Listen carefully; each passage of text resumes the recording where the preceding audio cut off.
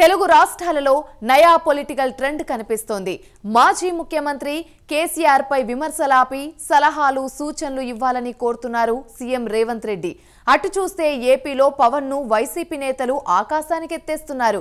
అధికారంలో ఉన్నప్పుడు విపక్షాలను ఎండగడుతూ ప్రత్యర్థులను అణగదొక్కే ప్రయత్నం చేస్తూ కేసీఆర్ జగన్లు ఏకచక్రాధిపత్యం ప్రదర్శించారు. తర్వాత రాజకీయంగా జీరోలైపోయారు.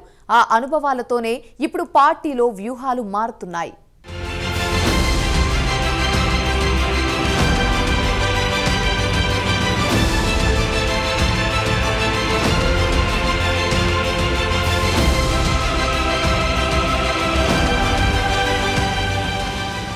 తమిళనాడులో అన్నాడీఎంకే గద్దె దిగి డీఎంకే అధికారంలోకి వచ్చింది. ప్రభుత్వం మారాక కూడా ముఖ్యమంత్రి స్టాలిన్ గత ప్రభుత్వం అమలు చేసిన పథకాలను పేర్లు కూడా మార్చకుండా యథాతథంగా అమలు చేస్తున్నారు.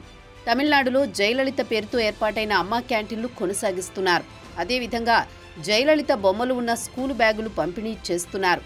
అదే స్ఫూర్తితో తెలుగు రాష్ట్రాల్లో కూడా రాజకీయ పార్టీలు వ్యూహం మార్చినట్లు కనిపిస్తున్నాయి.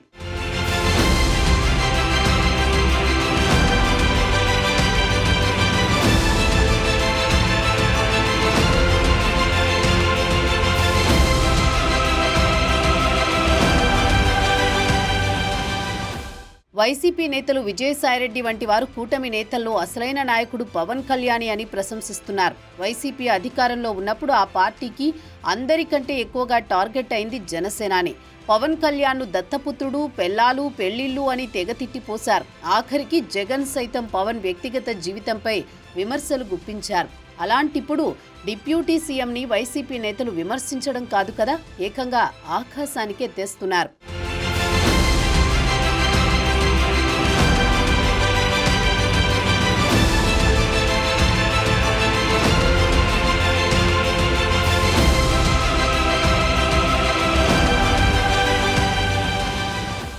తెలంగాణలో బీఆర్ఎస్ అధ్యక్షుడు కేసీఆర్, కాంగ్రెస్ ముఖ్యమంత్రి రేవంత్ రెడ్డి మధ్య మాటల యుద్ధం ఏ రేంజ్లో నడిచిందో వేరే చెప్పనవసరం లేదు. కేసీఆర్ ముఖ్యమంత్రిగా ఉన్నప్పుడు వారి మధ్య విమర్శలు, ప్రతి విమర్శలతో రాష్ట్ర రాజకీయాలు ఎప్పుడూ హాట్గా నడిచేవి.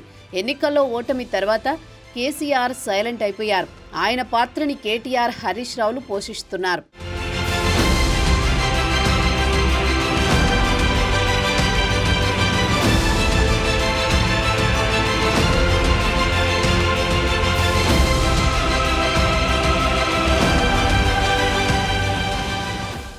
మొన్నటి వరకు కేసీఆర్ను ఒక రేంజ్లో టార్గెట్ చేసిన రేవంత్ రెడ్డి ఒకంత ట్రెండ్ మార్చినట్లు కనిపిస్తున్నారు.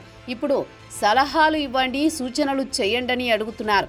గతంలో కేసీఆర్, జగన్ తామే గొప్ప అన్నట్లుగా రాజకీయాలు చేసి జీరోలైపోయారు. అది గుర్తించి రేవంత్ రెడ్డి ఆరోగ్యకరమైన రాజకీయాల కోసం రాజకీయాల్లో ప్రత్యర్థులుగా మాత్రమే ఉండాలి తప్ప శత్రువులుగా చూడకూడదని కోణంలో ఆలోచిస్తూ ప్రజల మనసు దోచుకునే ప్రయత్నం చేస్తున్నారన్న అభిప్రాయం వ్యక్తమవుతోంది.